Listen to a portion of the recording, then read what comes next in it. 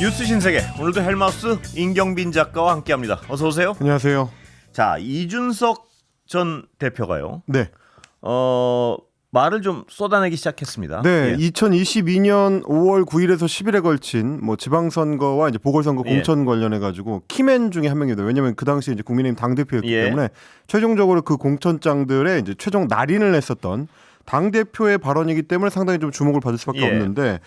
오늘 국회의장을 이제 수행한 순방을 갔다가 아침에 도착을 했습니다. 여기서 이제 기자들하고 이제 만났는데 대통령께서 공천 시기에 저에게 활발하게 소통한 기록을 찾아봤다라는 얘기를 하면서 당무에 개입해서는 안 되는 대통령이 국민의힘 공천에 본인의 의향을 직접적으로 관철하려고 하거나 이야기를 했었던 그런 정황들을 공개를 했습니다. 이준석 의원 같은 경우는 웃겨서 말도 안 나오는 것들도 많이 봤다라고 그러니까 본인도 이제 어이없는 장면들이 많았다라고까지 이야기를 했는데 뭐라고 했는지 직접 들어보시겠습니다. 들어보시죠. 저도 이제 기록을 몇 개 찾아봤는데 사실 대통령께서 공천 시기에 저에게 활발하게 소통하신 기록도 다 확인해봤습니다. 어떤 것들인지.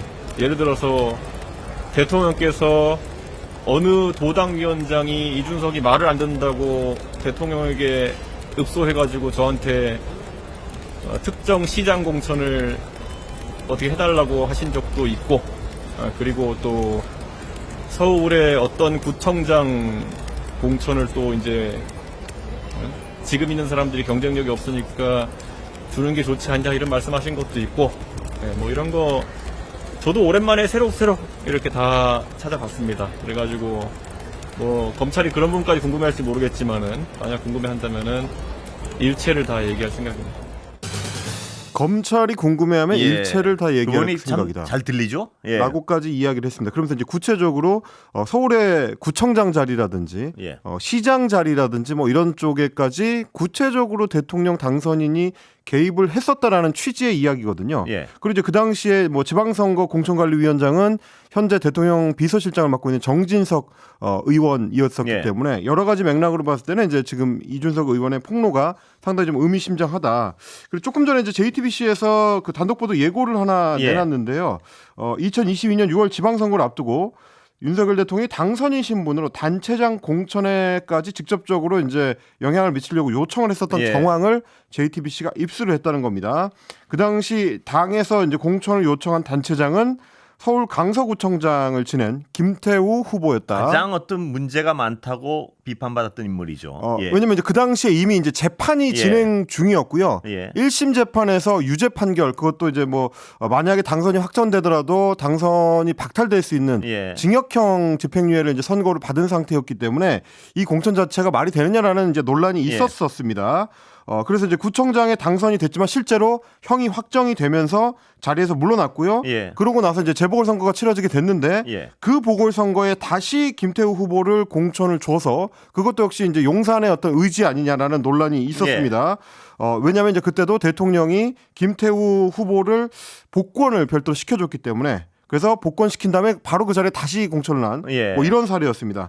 그래서 이제 이 강서구청장 보궐선거의 참패가 이후에 22대 총선의 참패로 이어졌다라는 게 여권의 이제 주요한 어떤 지적 사안이었는데 이 과정에 윤석열 당선인의 개입이 있었다라는 주장이 나온 겁니다. 오늘 JTBC의 저녁 보도를 살펴봐야 되겠습니다.만 이준석 의원이 오늘 폭로한 내용의 일부를 어떤 일단을 보여주는 그런 맥락일 수도 있을 것 같습니다. 그리고 말씀하세요. 어쨌든 대통령 당선인이 사실상 직접적으로 공천에 개입한 정황을 이준석 의원은 자료로 갖고 있다라는 얘기가 이제 되는 겁니다.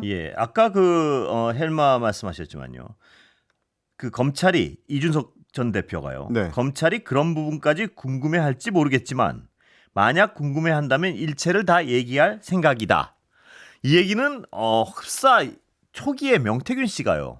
나 건드리면 다 말할 거야. 이런 어떤 뉘앙스가 비슷한 느낌도 들고요. 어떻게 보면 좀 그럴 수도 있는 것이 이제 이런 이야기가 나오게 된 맥락까지를 전체적으로 살펴보면 기자들이 그 질문을 계속하거든요. 검찰에서 김종인 전 위원장하고 이준석 전 대표를 소환해서 조사를 할 거다. 참고인이라고는 합니다만 그런 식으로 이야기를 이제 질문을 하니까 거기에 대한 어떻게 보면 맞대응 성격의 발언으로 나온 거거든요. 그런 느낌이 좀 있어요. 뭐냐면 검찰의 경우에는 어떤 용산과의 연결되는 부분은 끊어내고 나머지 유력 정치인과 연결시키려 한다는 의심을 받고 있고요. 그렇습니다. 왜냐하면 이제 검찰 입장에서는 이 사안을 그러니까 명태균 씨 사건, 김영선 전 의원 사건을 정치자금법 위반 그리고 뭐 공천 관련된 사기 혐의로 이제 가져가려면 그 뒷배경이 될 수 있는 정책 유력자들의 존재가 필요합니다. 제가 이제 며칠 전에도 말씀드렸지만 대구 시의원에 출마를 하려고 했다든지 뭐 고령 군수에 출마하려고 했었다든지 이런 사람들은 창원시의 특정 지역구 국회의원이 김영선 전 의원이 직접 영향을 미치기가 좀 어렵기 때문에 그 정도의 어떤 영향력을 미치려면 적어도 당대표급이거나 혹은 뭐 대통령 당선인급이거나 이래야 되는 건데 그 연결고리를 검찰이 만들기가 쉽지 않을 거다. 그렇기 때문에 이제 최근에 검찰발로 나오고 있는 얘기들 김종인 전 위원장이나 이준석 전 대표를 수사하겠다라는 것도 그 연결고리로 당대표였던 사람을 지금 생각하고 있는 거 아니냐, 염두에 두고 있는 거 아니냐라는 예측이 나오던 중이거든요. 검찰은 용산 쪽은 자꾸 끊어내고 이준석 이나 다른 어떤 김종인 이런 분들 그러니까 유력 정치인들 연결시키려고 한다고 의심을 받고 있고 그러다 보니까 이제 이준석 전 대표는 오늘 오전에 나와가지고 이제 기자회견을 하면서 진짜 중요한 거는 대통령 당선인 본인의 개입이다라는 취지의 이 폭로를 한 거죠. 그러니까 친윤 쪽에서도 또 계속 그런 주장을 하고 있고. 그렇습니다. 그러니까 이준석 대표가 가만 보니까 자기 쪽으로 뭘 떠넘기는 것 같으니까 그래? 한번 내가 알고 있는 걸 얘기해 줄까? 뭐 이런 어떤 톤이에요, 보니까. 그렇습니다. 뭐 물론 이제 그런 취지인지는 뭐 당사자한테 직접 얘기를 들어봐야 알겠습니다만 그런 취지라면 저는 사실 좀 의아한 것이 결국 이제 공천이라는 건 아까도 말씀드렸지만 최종적으로 당 대표의 직인이 찍혀서 나가는 공천장이기 때문에 최종 책임자가 결국 당 대표거든요. 그리고 그 전후 사정을 이준석 대표가 모를 수는 없고요, 분명히. 뭐 심지어 이제 본인이 대화를 나눴던 기록까지 갖고 있다고 하니까 그걸 모르는 건 이제 불가능한 얘기고 지금 본인의 얘기에 따르면 대통령 당선인이 공천에 직접 개입을 한 건데 당 대표였던 사람이 개입하면 안 되는 대통령 당선인이 직접 개입을 하거나 심지어 본인한테 당대표 본인한테 얘기를 하고 있는데도 그거를 그때는 그냥 넘어갔다. 그래서요. 그냥 넘겨놓고 이제 와서는 그게 문제가 있는 것이다라고 또 주장을 한다. 그러면 이게 이제 국민들 봤을 때는 앞뒤가 맞는 주장인가? 앞뒤는 안 맞는데 이준석 대표로서 또 어떻게 들으면 내 책임이라고 얘기한다고? 그럼 누구 책임이 더 큰가 한번 볼까? 뭐 이런 식으로 들리기도 하고요. 그렇습니다. 뭐 저희가 봤을 때는 둘 다 문제인데 이준석 대표는 이준석 전 대표는 이제 나보다는 상대 쪽이 좀 책임이 더 크다라고 생각하는 것 같습니다. 그래서 그런지 오늘 윤 대통령이나 김건희 여사하고 이 당시의 지방선거 공천 관련해서 소통이 있었던 사실 자체를 부인하지 않았습니다. 다만 김영선 전 의원의 전략 공천에 대해서는 직접 소통한 적이 없었다고 또 강조를 했어요. 그러니까 유독 뭐 다른 구청장 선거나 시장 선거에 대해서는 적극적으로 소통하고 기록도 있다라고 했지만 김영선 전 의원의 전략 공천 관련해서는 없다. 윤석열 대통령이 만약에 그런 낌새가 있었으면 내가 어떻게든 인지했을 것이고 공관위에서 나한테 단수 공천 의사를 전달하든지 했을 텐데 그런 게 없었기 때문에 명태균 씨한테 이야기를 할 때도 그런 분위기가 아니다. 그러니까 김영선을 전략 공천하는 분위기가 아니다라고 이야기를 했었던 것이다. 이렇게 2022년 5월 9일 새벽 0시 20분에 그 상황을 지금 설명을 한 겁니다. 검찰에서 명태균한테 그 카카오톡 메시지 내용을 확인했다라고 기자들이 물어봤더니 이준석 전 대표의 답은 이랬습니다. 직접 들어보시죠. 들어보시죠. 의원님 22년 5월 9일 새벽에 그 명태균 씨한테 당선인이 김영선 당선해야 한다더라라는 취지의 메시지 보내신 게 맞는지랑. 저는 그걸 확인할 수 있는지 메시지 남아있지 않아요. 그래서 왜 카톡이랑 이런 게 원래 핸드폰 바꿀 때마다 카톡 옮기려면 뭐 톡서랍 이런 거 가입하면 되는데 제 핸드폰 뭐 기자들 몇 분한테 보여줬지만은 거기 제 번호 공공재라 가지고 그 당원들 어르신들 단톡방에 엄청 초대돼가지고 용량 초과를 항상 못 넘어갑니다 제 거는. 그래서 그 뒤로 폰 2번 바꿔가지고 아마 그 부분은 넘어와 있지 않고.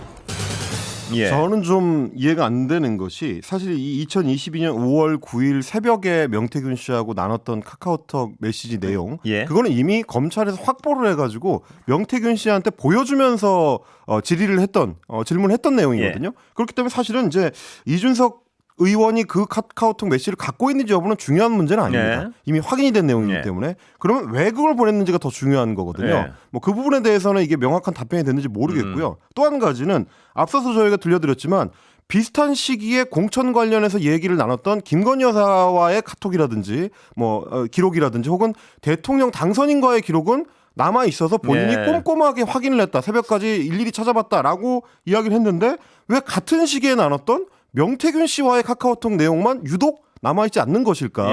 뭐 어떻게 된 휴대폰이길래 명태균 씨하고의 카톡은 없어지고 대통령 당선인하고 나눴었던 대화는 남아있는 것일까? 이런 것들이 잘 이해는 안 되긴 하거든요. 그러니까 맥락적으로 조금 더 설명이 필요한 부분이고 앞뒤가 좀 서로 상충하기 때문에 여기에 대한 설명이 좀 필요할 것 같다. 그러니까 약간 어떻게 해석하면 유리한 부분은 적극적으로 해명하고 약간 해명이 어려운 부분은 자료가 없다든가 이런 식이고요. 그렇습니다. 이런 걸 보면 명태균 씨 아까도 얘기했지만 초기의 어떤 대응 반응과 약간은 유사점도 의심에 느껴지는 그런 반응이고요. 그렇습니다. 오늘 그래서 기자회견 가지고 이제 모든 게 해소됐다고 보기는 조금 좀 어려울 것 같습니다. 왜냐하면 오늘 이제 이준석 의원의 이제 기자회견 질답 과정을 보면 기존에 했었던 발언들하고 상충되는 경우들도 꽤 되거든요. 뭐 예를 들어서 한 가지만 꼽아드리자면 일테면 이제 지난번에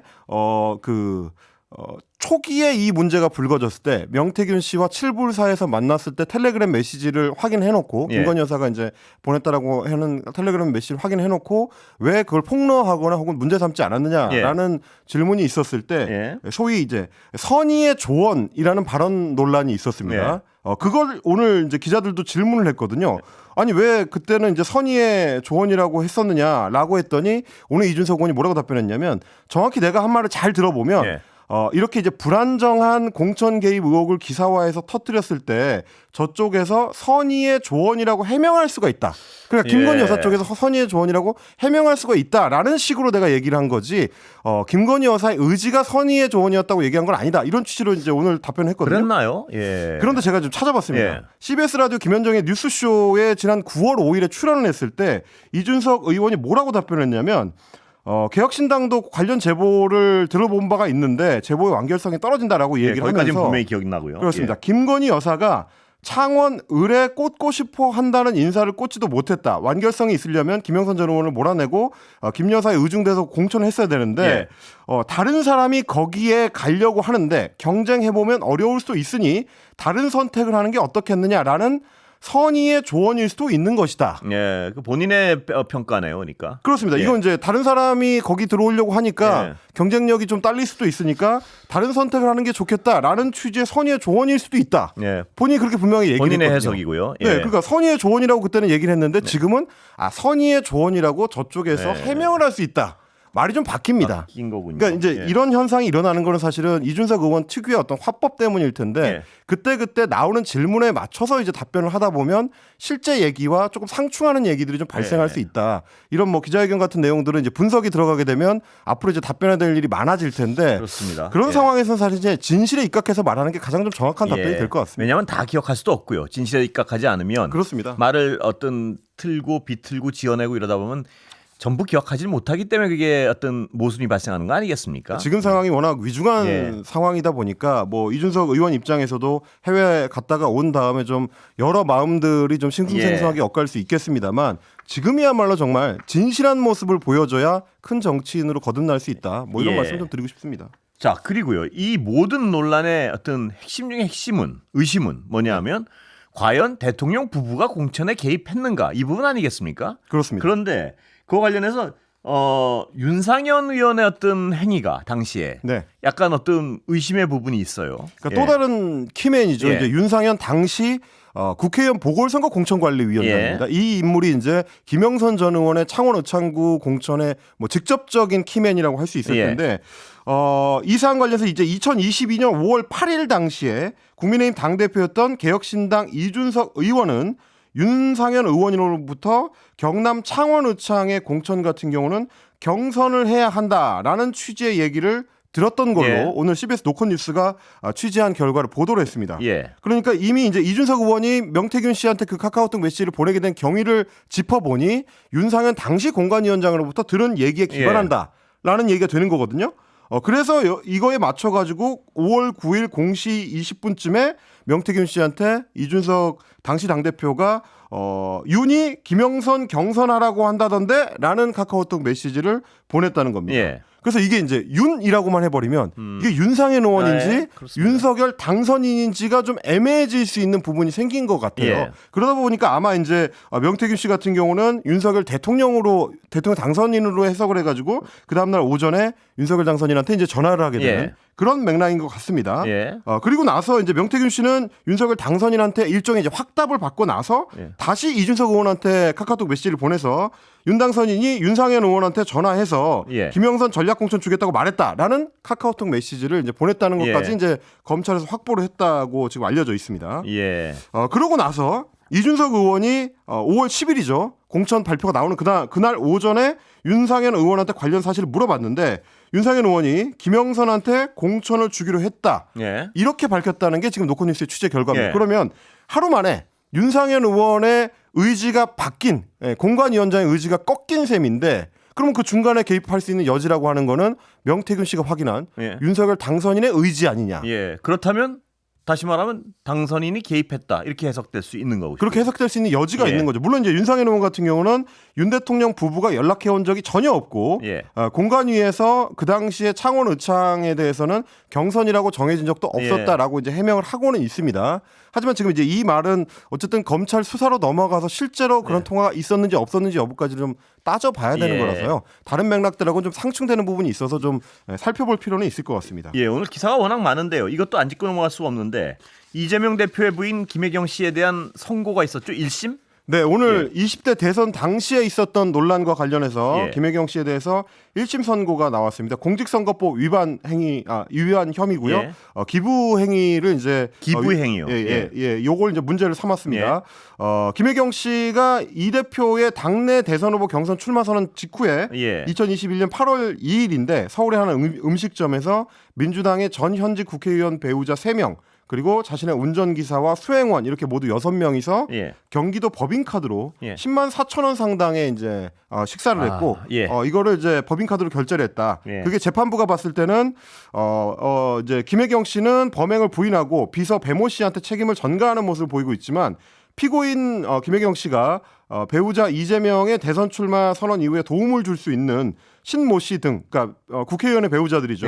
이 사람들과 모임을 하면서 식사비를 결제하는 기부 행위를 했고, 이거는 당시에 공무원이었던 배 씨를 통한 기부 행위로 볼 수가 있다. 이런 범행의 경위와 수단 그리고 뭐 방법에 비춰봤을 때 선거 공정성과 투명성을 해칠 위험이 있다고 보기 때문에 종합적으로 판단해서 벌금 150만 원을 선고한다. 얼마라고요? 근데 액수가 그 벌금 말고 10만? 법인카드로 결제한 내역은 이제 10만 4천 원입니다. 식사비. 10만 4천 원. 6명 10만 4천 원. 뭐 법을 어겼으면 처벌을 받아야 되고 또 재판부의 판단은 있었고. 그렇습니다. 그런데 이 판단에 대해서 과연 어떤 국민들은 어떻게 느낄지 이번엔 국민의 판단이 남은 것 같습니다. 그리고 수사의 공정성이나 재판의 공정성. 식사 제공 10만 4천 원이 유죄라고 한다면 뭐 김건희 여사를 향해서 이제 제기되고 있는 의혹들도 뭐 꼼꼼히 수사를 해야 된다고 생각하는 이 정도 열기는 반드시 있어야 될 것 같습니다. 10만 4천 원에 대해서 이 정도 수사와 재판 결과. 뭐 민주당에서는 이제 계속 그런 주장을 하고 있는 거죠. 지금 이제 10만 4천 원 식사 결제한 거에 대해서 뭐 130여 차례 압수수색을 했다라고 민주당은 주장을 하고 있는데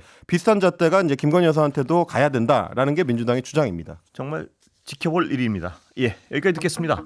고맙습니다. 고맙습니다. 임경빈 작가였습니다.